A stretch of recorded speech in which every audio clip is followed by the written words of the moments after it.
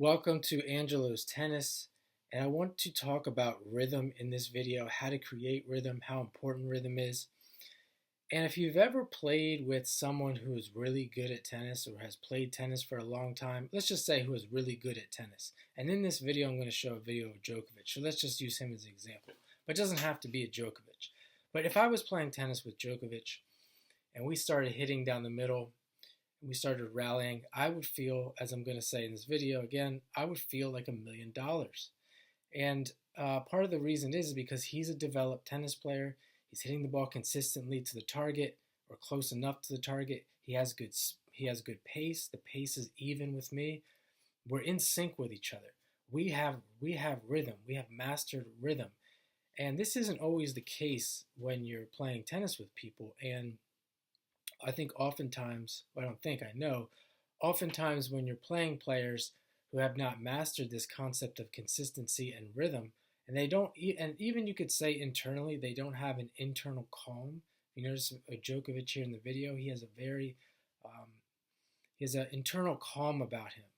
He's very present, he's very aware, he's thinking of some other words. Calm is the one that comes to mind, but like you could even think of from spiritual terms, he's very zen-like. I've heard people say that about me when they play with me on court. I appear zen-like.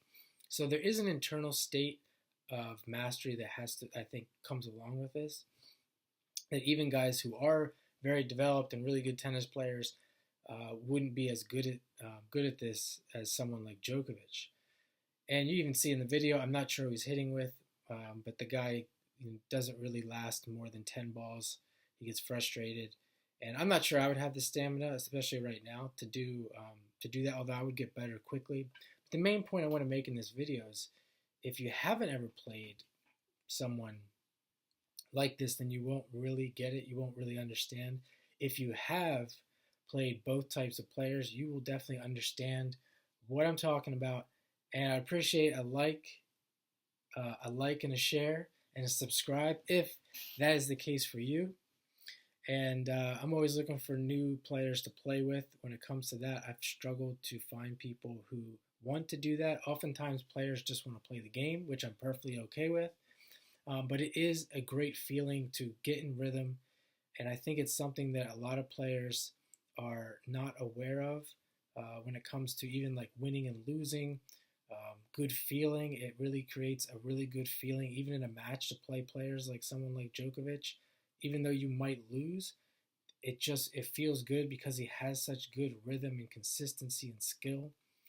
And when it matches your skill, it really feels great. And I think that you'll see a lot of players, for those of you that can't do this or don't really have that feeling, you can do this as well. I think one of the things is people don't have the patience. They don't want to take the time to focus on this and deal with the mistakes, because that's part of the process. And this is part of the learning process that I talk about in this video. If you want to master your forehand and backhand, this is one of the exercises. And I'm perfectly okay with hitting straight up the middle of the court. Put a target, as I showed in the tennis target video, big nice target in the back of the court, wherever you want to make your two targets, and two players hitting back and forth to that target until your technique becomes efficient, becomes consistent, and feels great. And that is fundamentally one of the great exercises that you will use, that any player will use at all levels to develop their forehand and backhand. And I also mentioned in this video the idea that form follows function.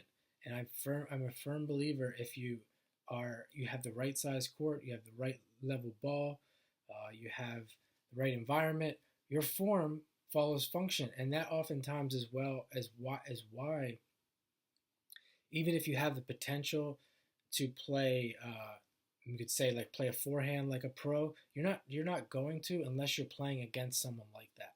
Because it's actually, and you might, if you've had this feeling as well, I appreciate the likes.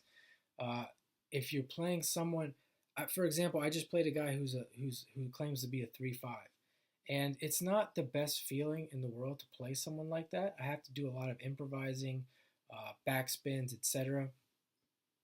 But if I would try to play as if I play one of my friends who played Division One college. If I would try to play like that, I would fail miserably.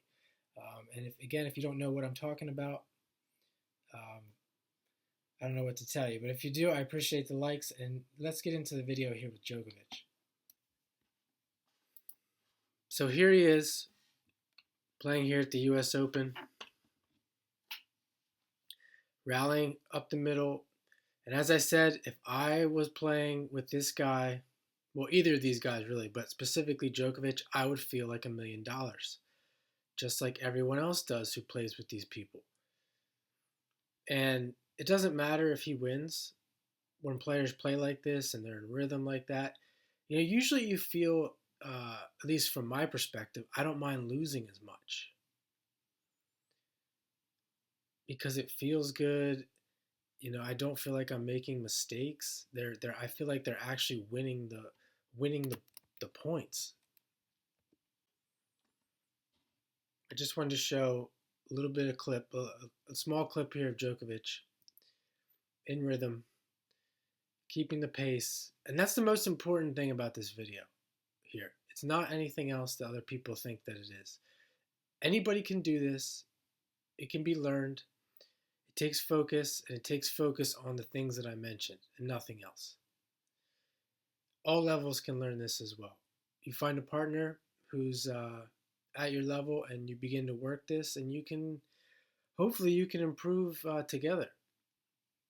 So I hope you enjoyed this video on rhythm, and have a great day.